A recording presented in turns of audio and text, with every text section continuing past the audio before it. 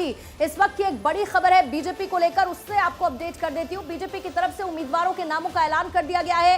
MP और छत्तीसगढ़ में उम्मीदवारों के नाम घोषित कर दिए गए हैं। छत्तीसगढ़ में बीजेपी के 21 उम्मीदवारों के नाम घोषित है, तो मध्य प्रदेश में बीजेपी ने 39 उम्मीदवारों के नामों का ऐलान कर दिया है। कल सीईसी की बैठक हुई थी, फोकस बीजेपी का छत्तीसगढ़ और मध्य प्रदेश पे था। फिलहाल कुछ उम्मीदवारों के नाम घोषित कर दिए गए हैं। सीधा न्यूज रूम चलेंगे, आदिति नागर इस वक्त हमारे साथ जुड़ चुकी हैं। आदिति, फोकस प्राइम था मध्य प्रदेश और छत्तीसगढ़ का कल हुई सीईसी की बैठक को लेकर, जिन नामों का ऐलान किया गया है उसका क्रक्स क्या है, उसको डिकोड कैसे करेंगे?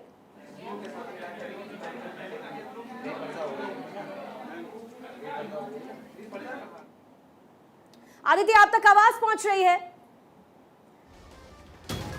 आदिति का रुख करेंगे। देखिए, बीजेपी की तरफ से उम्मीदवारों के नामों का ऐलान किया जा चुका है। मध्य प्रदेश और छत्तीसगढ़ में विधानसभा चुनाव होने हैं और ऐसे में उम्मीदवारों के नाम का ऐलान छत्तीसगढ़ में बीजेपी के 21 उम्मीदवारों के नाम की घोषणा कर दी है, तो मध्य प्रदेश में बीजेपी ने 39 उम्मीदवारों के नाम का ऐलान किया है।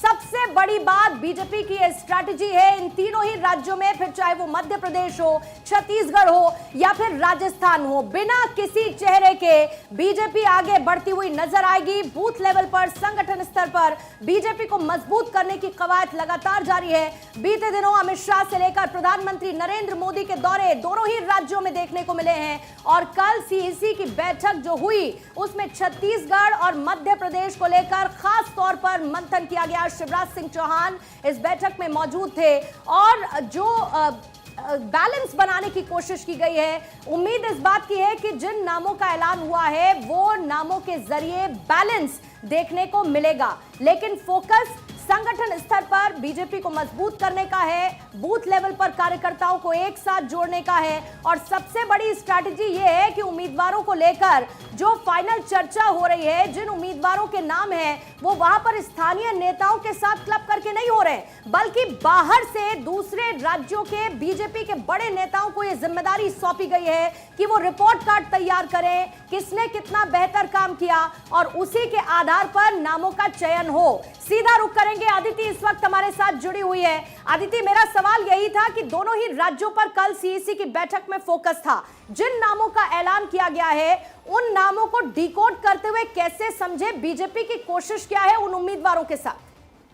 पूर्णिमा, मैं आपको बताऊंगी, जो आपने सवाल किया उसका जवाब दूंगी, लेकिन पहले एक बात बताना चाहती हूँ कि रणनीति में कैसे कोई और आगे हो जाए, ये भाजपा की रणनीति है। जैसे कहते हैं कि हम चुनौती को चुनौती मानते हैं। आपने देखा होगा कि कर्नाटक में कांग्रेस ने लिस्ट पहले अनाउंस करी और बार बार अब इस बार ये बात हो रही थी कि राजस्थान हो, मध्य प्रदेश हो, छत्तीसगढ़ हो, हम सितंबर आते आते लिस्ट अनाउंस कर देंगे ज़्यादातर कैंडिडेट्स की। लेकिन कौन से कैंडिडेट्स? वो कैंडिडेट्स जिन पर कंसेंसस पार्टी में बना हुआ है, वो कैंडिडेट्स जो जिताऊ हैं, जो इन पे विनेबिलिटी पे कोई डाउट नहीं है। तो ये कांग्रेस की वो थी, तैयारी थी। इससे क्या होता है कि जब आप चुनाव में पहले लिस्ट अनाउंस करते हैं तो अपने कार्यकर्ताओं में, प्रदेश की जनता में एक मैसेज जाता है कि भैया इस बार ये पार्टी पूरी तैयार है, कॉन्फिडेंट है और इन्होंने तो अपने प्रत्याशी घोषित कर दिए। क्योंकि एक समय वो भी था और बहुत ज़्यादा पीछे नहीं, ये एक समय ये था कि पहले बीजेपी सोचती थी कि कांग्रेस लिस्ट अनाउंस करे, हम देखेंगे, जाति और समीकरण बिठाएंगे, फिर हम करेंगे। तो कांग्रेस बीजेपी का अनाउंसमेंट का इंतजार करती थी और बीजेपी कांग्रेस का। लेकिन अब इसी रणनीति में लीड करते हुए बीजेपी ने पहले अमित शाह के घर पे 2 छत्तीसगढ़ की बैठकें हुई, जेपी नड्डा के 2 सेकंड के लिए रोकूंगी क्योंकि इस वक्त स्क्रीन पर वो लिस्ट नजर आ रही है जो तैयार की गई है और ये प्रेस रिलीज है। देखिए कौन कौन सी जगह से कौन कौन सा उम्मीदवार, छत्तीसगढ़ का इस वक्त फिलहाल आप देख रहे हैं, छत्तीसगढ़ में जहां पर कांकेर हो, इसके साथ साथ बाकी जगह जैसे कि ये देखिए आपके पास इस वक्त वो लिस्ट है सामने। सबलगढ़ से सल्ला विजेंद्र रावत को उम्मीदवार बनाया गया है, मवाही का जिक्र हो चुका है, पाटन, खैरागढ़, खुज्जी, मोहला, मानपुर से लेके ये है छत्तीसगढ़ राज्य में आए हुए नामों का ऐलान और एमपी में भी चंदेरी से लेके बाकी कुछ ऐसी जगह है जहां पर उम्मीदवारों के नाम का ऐलान कर दिया गया है। बहरहाल और बहुत ही स्क्रूटनी के साथ इन नामों का ऐलान हुआ है। आदित्य अपनी बात पूरी कीजिए। कंपटीशन, लेकिन अब रणनीति बदल गई है। कांग्रेस उन लिस्ट को उन नामों को अनाउंस करना चाहती है जिन पे वो श्योर शॉट यानी कैटेगरी ए श्योर शॉट वो जीत रहे हैं। लेकिन बीजेपी जो है, अभी जो ये लिस्ट अनाउंस हुई है, देखिए आज भले ही 39 नाम अनाउंस हुए हैं, लेकिन छत्तीसगढ़ में 62 नामों पर चर्चा हो चुकी है। सीईसी में नहीं, घर पे जब बैठक हुई। लेकिन ये वो नाम है जो कैटेगरी डी है जहां पर वो कभी नहीं जीते, या फिर कैटेगरी सी है जहां पर वो 2 बार चुनाव हार चुके हैं, फिर कैटेगरी बी है जहां पर 1 बार हारे 1 बार जीते हैं। तो इस तरह से तो अभी जो लिस्ट अनाउंस हुई है वो नाम है जहां पर फ्रेश चेहरे दिए गए हैं, क्योंकि छत्तीसगढ़ में एंटी इनकम्बेंसी अगर सरकार की है तो पिछले 15 सालों की बीजेपी की भी है, चाहे भले ही वो पिछली बार सरकार में नहीं थे, लेकिन जनता उस 15 साल के कार्यकाल और वहाँ के तमाम चीज़ों से नाराज़ है। तो ऐसे में एक तो फ्रेश चेहरे दिए गए हैं, जाति समीकरण रखी गई है, और उन नामों को अनाउंस किया गया है जिन पर या तो जीत पॉसिबल ही नहीं है, या अगर कोशिश की जाए तो पॉसिबल है। तो होगा क्या, चुनाव के 4 महीने पहले अगर प्रत्याशी जमीन पर उतर जाएगा तो वो बेहतर काम कर सकेगा। इससे माहौल बनेगा कि भारतीय जनता पार्टी तो पूरी तरीके से तैयार है। तीसरी बात है, कार्यकर्ता मोटिवेट होगा। तो पहले लिस्ट अनाउंस करने से ये एक परसेप्शन, ये माइंड गेम है कि भाई हम प्रत्याशी को उतार रहे हैं, और फिर उस प्रत्याशी को अदिति ग्राउंड लेवल पर जिस तरीके से बीजेपी को काम करना पड़ेगा, क्योंकि छत्तीसगढ़ हो गया, राजस्थान हो गया, मिजोरम, वहां भी चुनाव है, ऐसे में वो सीटें जिस पर अब तक बीजेपी हारती आई है, बहुत जरूरी ये भी है कि ग्राउंड लेवल से उसको पहचानने की कोशिश की जाए, ताकि वो जो तमाम सीटें हैं जो बीजेपी के हाथ कभी नहीं लगी, उन सीटों पर अपना दबदबा बनाया जा सके। शिखा, एक खास बात इसमें मैं बताती हूँ, वो बात तो सही है, लेकिन इसकी जिम्मेदारी किसको दी गई है आपको बताती हूँ। आज से 5 महीने पहले छत्तीसगढ़ भारतीय जनता पार्टी के लिए ये सोचना कि वहाँ पर जीत होगी, ये मुमकिन नहीं था। अंदरूनी बैठक में चर्चा हुई कि छत्तीसगढ़ इस बार नहीं जीत पाएंगे, लेकिन फिर जो नरेंद्र मोदी के पुराने सिपाही जिसे कहते हैं ओम माथुर, जिनको जब जब जहाँ जहाँ जो जिम्मेदारी दी गई वो उन्होंने निर्वहन किया। वो गुजरात में उस समय नरेंद्र मोदी के साथ थे जब वो संगठन मंत्री थे, और चुनाव और तमाम चीज़ें तो एकदम करीबी हैं, समझते हैं कि ज़मीन पे कैसे तब्दील करनी है चीज़ों को। फिर अमित शाह जो योद्धा हैं, जो चाणक्य हैं, उन्होंने खुद जिम्मेदारी ली। आपको बता दूं कि घर के अंदर की बात यह है कि मध्य प्रदेश, छत्तीसगढ़ जो आज की तारीख में भाजपा के लिए बहुत डिफिकल्ट माने जा रहे थे, उसके लिए हेड ऑन अमित शाह ने कहा कि इसको अनौपचारिक रूप से मैं देखूंगा। राजस्थान जहां पर जीत संभव है वो जेपी नड्डा के खाते में गई, और तेलंगाना बीएल संतोष जिन्होंने कर्नाटक का पूरा चुनाव निकाला था, जो कि संगठन मंत्री है। तो अब यहाँ पर ओम माथुर की स्ट्रैटेजी है और अमित शाह की स्ट्रैटेजी है, लगातार इंदौर से लेकर मध्य प्रदेश जा रहे हैं। तो छत्तीसगढ़ में जहाँ ये बात थी कि नहीं जीता जा सकता, वहाँ पर अब सरकार को धीरे धीरे बैकफुट पे लाया जा रहा है। आपको एक बात बताएं, चौंकाने वाला सर्वे जो इंटरनल हुआ उसमें ये देखा गया कि ओबीसी का कोई चेहरा ही डेवलप नहीं किया भाजपा ने पिछले टाइम में। वहाँ पे इतने बड़ी संख्या में 31% संख्या में ट्राइबल्स हैं, उनका कोई नेता को खड़ा नहीं किया गया। तो अब ये साथ साथ में संगठन का काम भी हो रहा है, टिकटें अनाउंस कर दी गई हैं, और जहाँ जब ओम माथुर ने कोई कमान संभाली है तो उसका नतीजा बहुत पॉजिटिव आया, और जब 1 और 1 11 होते हैं, यानी कि ओम माथुर और अमित शाह होंगे, तो फिर छत्तीसगढ़ में भाजपा की उम्मीद बढ़ेगी। आपको बता दें कि 62 सीटों पे चर्चा हो गई है, 39 सीटों पर आए हैं। रमन सिंह साथ रहेंगे, लेकिन एक बड़ा खुलासा संभवतः हमारे सूत्र बता रहे हैं कि यहाँ इस बार रमन सिंह शायद चुनाव ना लड़े। स्वास्थ्य कारण भी हो सकते हैं तमाम, लेकिन रमन सिंह एक बड़े चेहरे के रूप में रहेंगे, लेकिन चुनाव नहीं लड़ेंगे, ऐसा इंटरनल बात से निकल कर आया है। अभी फैसला नहीं हुआ है, तो ये भी एक बड़ी बात है। लेकिन एक और मेजर इसमें बात ये भी है कि जिन जिन नामों का फिलहाल ऐलान किया गया है, जिन सीटों पे किया गया है, वो मुख्यतः कांग्रेस का गढ़ माना जाता है। तो क्या बीजेपी इसके जरिए एक स्ट्रैटेजी खेल रही है?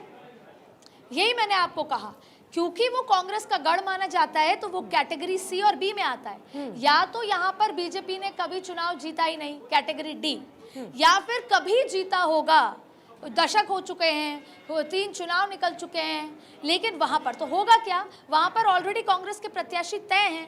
अब यहाँ पर ये 4 महीने जब आप किसी को दे दोगे, और आप देखिए लोकसभा चुनाव में जनता का मूड अलग होता है, विधानसभा चुनाव में जनता अलग तरीके से करती है। उनको मुख्यमंत्री अपने हिसाब से चाहिए, देश का प्रधानमंत्री अपने हिसाब से चाहिए। कर्नाटक में हमने ये देखा, मैं जमीन पे गई तो लोगों ने कहा आज अभी हम मुख्यमंत्री चुनेंगे।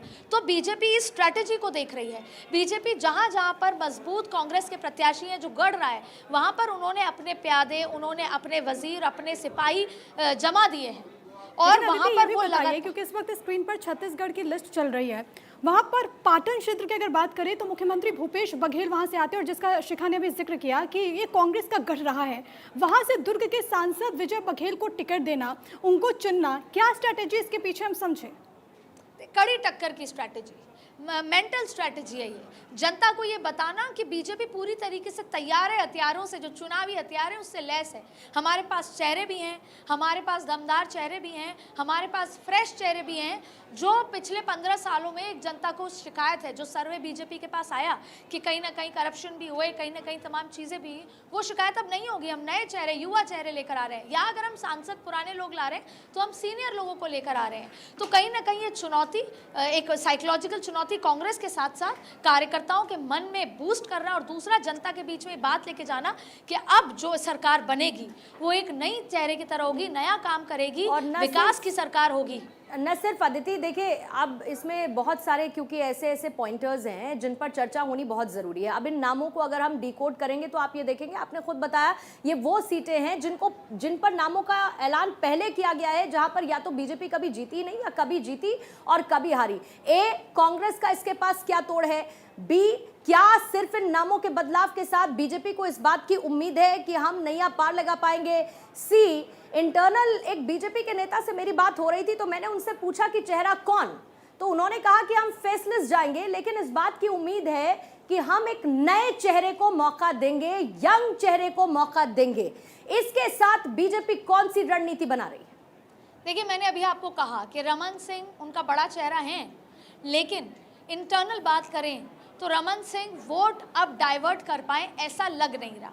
लेकिन रमन सिंह के स्वास्थ्य कारण भी हैं। तो देखिए, रमन सिंह पार्टी में रहेंगे, चुनाव प्रचार में जाएंगे, लेकिन संगठन के व्यक्ति की तरह काम करेंगे। उनको शायद चुनाव नहीं लड़ाया जाए, क्योंकि आप फर्ज कीजिए उनको चुनाव लड़ाया जाता है, वो जीतते हैं और मुख्यमंत्री नहीं बनते। वो 2 बार के मुख्यमंत्री रह चुके हैं, सीनियर चेहरा है, इसलिए इस बार वो खुद अपने स्वास्थ्य कारणों की वजह से वो संगठन के व्यक्ति, बड़े चेहरे की तरह, एक्सपीरियंस की तरह काम करेंगे। और जो भी सूत्र हैं आपके पूर्णिमा, जिन भी बीजेपी के बड़े नेता ने आपको ये बात बताई है, आपको एकदम सही लाइन पे बताइए, क्योंकि ये पहले तय हो चुका है कि अब छत्तीसगढ़ को एक नया चेहरा मिलेगा। क्योंकि जो 15 साल का शासन रहा, जिससे कहीं ना कहीं जनता थोड़ी सी खिन्न नजर आई, जो सर्वे में आया भाजपा के, तो वो उस बात को ठीक करना चाहती है। वो ये बताना चाहती है कि जमीन पर चेहरे नए होंगे, काम करने का तरीका नया होगा, नए विकास के आयाम होंगे, स्ट्रैटेजी नई होगी, और छत्तीसगढ़ को एक नए मुकाम पर क्या सीधे सीधे आर पार की लड़ाई अदिति बीजेपी की स्ट्रैटेजी के साथ, कि वहां पर उम्मीदवारों के नामों का ऐलान करे जहां पर वो बहुत कमजोर है? खुला खेल, आइए आमने सामने से लड़िए। देखिए, अगर इसको मैं साइकोलॉजिकल भाषा में कहूँ, क्योंकि जब मैं इन लोगों के बीच में रहती हूँ तो मुझे साइकोलॉजी समझ आती है।